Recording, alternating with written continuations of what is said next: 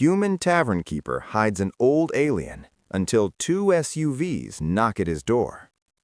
The Rusty Anchor Tavern was never a place for high society. In fact, Jake Morgan liked it that way. On Praxis 9, a planet ruled by a strange mix of alien species, the tavern was the last remaining trace of humanity's presence in a sea of otherworldly cultures. It wasn't much, dim lighting, cracked wood floors, and a worn-down bar, but for Jake, it was home. Tonight, though, something felt different. The usual hum of low conversations and the clink of glass was strangely absent. Instead, a silence hung over the tavern, thick with the kind of tension that didn't belong. Jake wiped down the bar, his rag moving in rhythmic circles as he watched the few remaining patrons. A group of Vorxilian traders huddled in the corner, their glowing, translucent skin shimmering faintly as they spoke in hushed tones. A solitary draconid sat at the far end of the bar, his sharp eyes watching the door, while his long tail flicked impatiently. Jake's gaze flicked to the window where a storm was brewing. The temperature had dropped faster than usual, a sure sign that the Praxian atmosphere was playing tricks again. The wind howled outside, but inside it was too quiet, almost as if something was waiting to happen. Then the door opened. It was barely a crack at first, just a slight shift in the cold air, but Jake knew something was wrong before the figure even fully stepped inside. The door creaked open further, and an elderly Praxian hobbled inside, his purple skin tinged with a sickly shade. His movements were slow and stiff, as if the weight of years and battle hung on his shoulders. The armored suit he wore was battered and worn, patches of old military markings barely visible beneath the layers of grime. He didn't belong here. Jake froze for a split second, eyeing the newcomer with a mix of curiosity and caution. It wasn't unusual for outsiders to wander in, but a Praxian in such a sorry state? That was different. And something about the old man's presence made Jake feel uneasy, like he was walking into a trap without even realizing it. The elderly alien's eyes, those four weary eyes, met Jake's. They weren't just eyes, they were full of stories. Stories that had been earned in the heat of battle, in wars that most on Praxis 9 had long forgotten. Jake didn't know what it was, but something about those eyes pulled him in. Without a word, the Praxian stumbled toward the bar, leaning on the worn oak as if it were the only support he had left. The quiet shuffle of his steps echoed in the otherwise still tavern. "Can I help you, old man?" Jake asked, his voice low, unsure whether this was just another drunk looking for trouble or something more. The Praxian's translator sputtered to life, crackling with static, before the voice came through, raspy and weak. "I need warmth, a place to sit." Jake hesitated for only a moment before nodding. He wasn't one to turn away someone in need, especially on a night like this. "Sit," Jake said, pulling a chair out for him. "I've got some food on the stove and a drink if you're up for it." The elderly Praxian nodded faintly, sitting down with a groan. His armor scraped against the chair, a hollow sound that made Jake wince. He felt a strange sense of pity for the alien, but at the same time, he couldn't shake the nagging feeling that something big was about to go down, something that had nothing to do with the quiet comfort of a tavern meal. Jake disappeared into the back, his thoughts racing. Was this man a deserter? A former soldier? Something about him suggested he wasn't just any alien down on his luck. When he returned with a steaming bowl of stew, the Praxian was staring into his mug of what passed for whiskey on Praxis 9. His hands trembled slightly as he reached for the bowl, but there was no sign of fear or weakness in his face. There was only a quiet dignity, something rare in this part of the galaxy. "Eat up," Jake said, placing the bowl in front of him. "It's not much, but it's hot." The Praxian looked at him, his eyes filled with something Jake couldn't quite place. "I haven't had a proper meal in some time," he said, the words heavy with meaning. Jake just nodded. It wasn't the first time he'd fed someone who'd fallen through the cracks of Praxis 9, but there was something about this alien, something that felt different. The way he carried himself, even in such a state, made Jake feel like he was in the presence of someone important, someone who had a story to tell, even if he wasn't ready to tell it yet. As the elderly Praxian ate, Jake kept his eye on the door. The wind howled outside, the temperature dropping further. The curfew for non-citizens was almost here, and the PD, Praxis 9's Enforcement Division, would be making their rounds soon. Jake wasn't worried about the curfew. He had lived through enough of those to know the rules. But tonight, something felt off. It wasn't until the low hum of engines reached his ears that Jake's stomach sank. He knew that sound. 2 PD SUVs were pulling up to the tavern, their black forms casting long shadows in the dim light of the street. The feeling of unease that had settled in Jake's chest suddenly turned to something sharper, more dangerous, the kind of feeling you get when you realize you've crossed a line you can't come back from.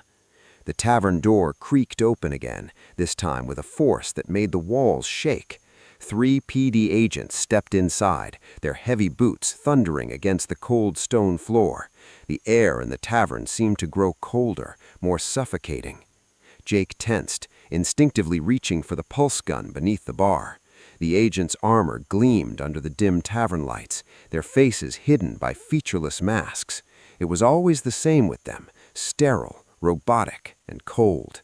But this time, something felt different. The lead agent, his voice echoing with authority, spoke first. "Jake Morgan, you've been warned before. There will be no next time." Jake's blood ran cold. This wasn't just a routine check. They were here for something, or someone.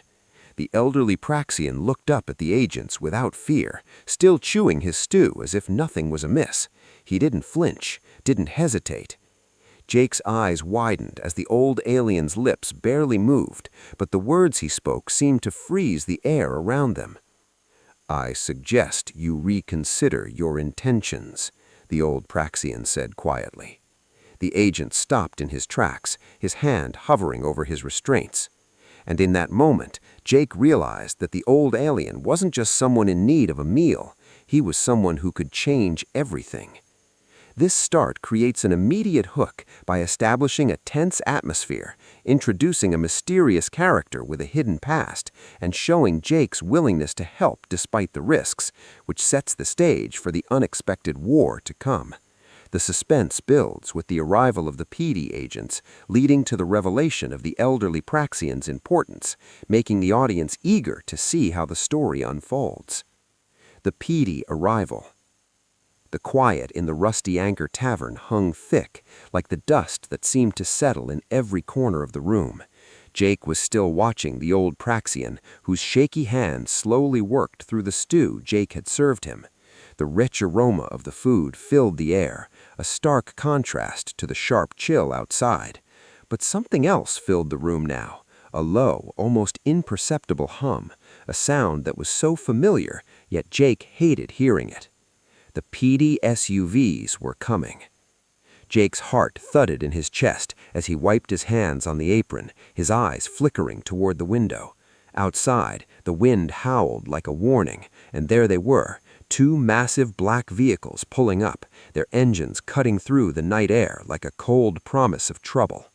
It was always the same, the hum of their engines, the glare of their lights cutting through the dark, and the feeling of being cornered. Jake didn't need to see them to know what was coming. The PD Dickey, Praxis 9's Enforcement Division, had made it clear. "One more time, human. There won't be a next time." The words of their last warning echoed in his mind like a threat that had no end. He turned back to the old Praxian, who still hadn't said a word since his cryptic advice. His 4 eyes were fixed on the door, his hands paused mid-air as if he could sense the storm outside. Something about the old man's calm demeanor only heightened Jake's anxiety. The door burst open. The harsh wind carried with it the unmistakable clang of armored boots against the cold stone floor. The 3 PD agents strode in, their heavy footsteps thundering like a countdown to disaster.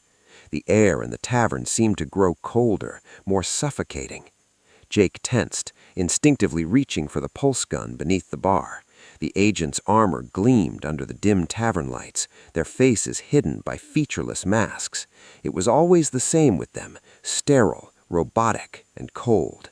But this time, something felt different. The lead agent, his voice echoing with authority, spoke first. "Jake Morgan, you've been warned before. There will be no next time." Jake's blood ran cold. This wasn't just a routine check. They were here for something, or someone.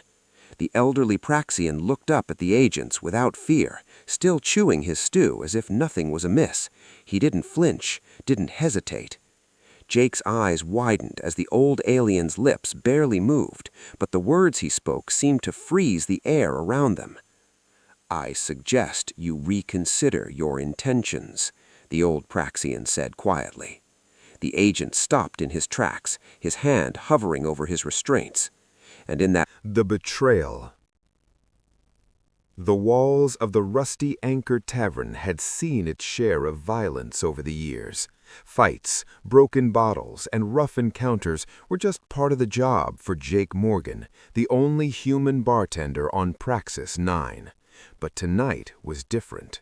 Tonight it wasn't just broken furniture or shattered glass on the floor. It was the end of everything Jake had worked for. The sound of boots marching down the alley outside reached his ears first, heavy, purposeful. Jake's hand instinctively moved toward the pulse pistol hidden beneath the bar, his heart quickening. He could feel it in his bones. Something was about to break. The door crashed open, not just a regular customer stumbling in late. No, this was different. 3 PED agents, their purple and black armor gleaming in the dim light, stepped inside. Their masks were cold, expressionless, like the instruments of oppression they represented. But what hit Jake hardest wasn't their presence. It was the way they moved, like they were certain, like they knew exactly what they were doing. The PED had been watching him, watching the rusty anchor, watching every move he made, every decision. And now the day had come for them to claim their prize. The agent at the front stepped forward, his voice cold and mechanical. "Jake Morgan," he said, as if the name itself was a curse. "You've violated Praxis 9's regulations repeatedly. You've turned a blind eye to the laws that govern this world, but no more." Jake's heart pounded in his chest. His tavern, his sanctuary was under siege, and there was no escape. The PED agents had come for him, not as a human, but as the symbol of defiance that he had unknowingly become. "Listen," Jake started, his voice firm despite the tightening fear in his chest. "I've only ever helped those in need. What do you want from me?" The lead agent's response was chilling, his voice cutting through the air like a blade. "Your establishment is now forfeit, Jake Morgan. The new regulations require that all human-run businesses be shut down immediately. You will be processed for deportation, and your tavern will be seized." Jake felt his blood run cold. The words "shut down," "deported," hit him like a punch to the gut. It wasn't just his bar at risk, it was his life. Everything he had built here on Praxis 9 was about to be destroyed. But as Jake stood there, fists clenched, ready for whatever came next, a voice rang out from the far end of the room. A calm, authoritative voice. "I wouldn't do that if I were you." The agents froze. Jake turned, his breath catching in his throat. The elderly Praxian, the one he had helped, was standing, his posture now impossibly upright, as though the weight of his years had suddenly lifted. His 4 eyes burned with quiet power, a fire that contrasted sharply with his frail appearance. "I told you, Jake," the elderly Praxian said, his voice low but commanding. "Sometimes kindness is repaid in unexpected ways." The lead agent's head snapped towards the old man, his body stiffening with recognition. "You—" The agent's voice trailed off, clearly surprised, even unsettled. The elderly Praxian slowly lowered his head, his gaze steady. You know exactly who I am, Agent Krell, and I believe the Ministry of Security would be very interested to hear about your recent dealings with Morton in the Nye district. Jake's mind was spinning. Who was this old alien? What did he mean by dealing with Morton? The air between them crackled with tension, as if the entire tavern was holding its breath. Krell's hand hovered over his restraint device, but he didn't move. The agent's body language shifted from confident to cautious, and for the first time, Jake saw a crack in his unshakable exterior. Krell took an involuntary step back, his posture stiffening in a way that made him look smaller, less sure of himself. The Praxian's words had clearly struck a nerve. "General Thornvors," the agent said quietly, almost begrudgingly. The words hung in the air, heavy with their meaning. The Praxian wasn't just some old alien. He was a former military leader, a general no less. "That's right," General Thornvors replied, his voice dripping with authority. "I believe you know exactly who I am." Jake's breath caught. General Thornvors. The name rang a bell now. The stories, the whispers. He had heard of the disgraced general, the one who had fallen out of favor with the Praxian government. But what was he doing here? Why had he sought Jake out? Krell took another step back, his hesitation more evident now.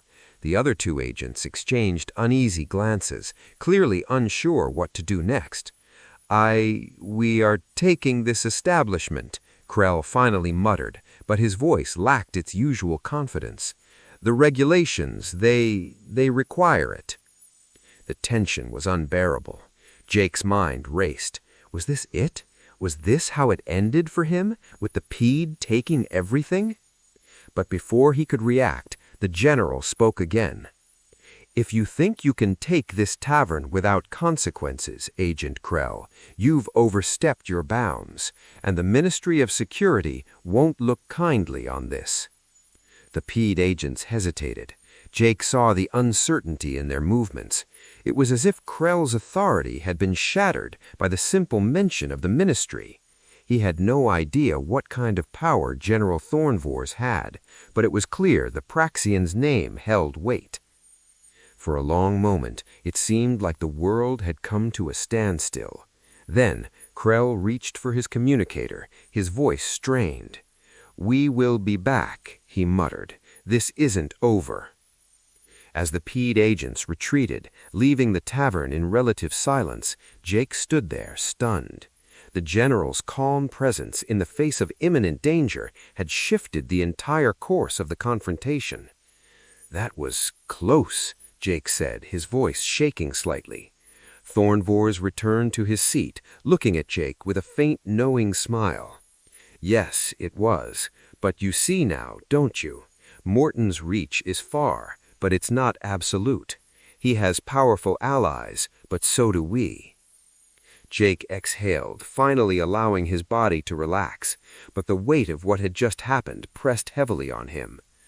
"But what now? They won't just leave us alone after this." Thornvors looked up at him, his eyes steely with resolve. "No, Jake, they won't, but we'll be ready. This was only the beginning." The escape. The walls of the detention facility were cold, cold enough to make Jake's bones ache. The place reeked of sterile technology and fear, a feeling that had settled deep into the cracks of Praxis 9's underbelly. As they walked through the narrow hallways, the dim lights flickering overhead, Jake couldn't shake the sense that they had just crossed a line from which there was no return. He glanced at Vyra, who was walking beside him, her face an unreadable mask of resolve. Her uniform was tightly fitted, the insignia of the Praxian government still visible on her chest, though she wore it like a cloak of shame. She had managed to get them in, her credentials bypassing the security checks with ease. But now, as they passed through the high-security corridors, the weight of their mission seemed to crash down on them both. "We shouldn't be here," Jake muttered, his voice low enough that only Vyra could hear. His hand gripped the stolen PED uniform they had given him, which fit awkwardly around his shoulders, but it would have to do. "We won't," Virus said, cutting him off. Her eyes flickered to the security camera scanning the hallway. "Not if we stay focused. We're close." Jake swallowed, but his stomach twisted into knots. The plan seemed simple, too simple maybe. Get in, retrieve the evidence, and get out. But everything was always more complicated when it involved Praxian politics, and Jake was finding out the hard way that he was in deeper than he'd ever imagined. They reached a narrow door at the end of the corridor, where Vira inserted a small data crystal into the access panel.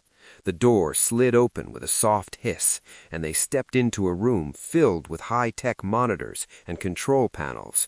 The walls were lined with screens showing live footage of the detention cells, each one occupied by a group of humans, Jake's own kind, locked away in cold metal cages.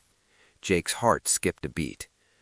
"How many?" he asked, his voice strained as he scanned the screens.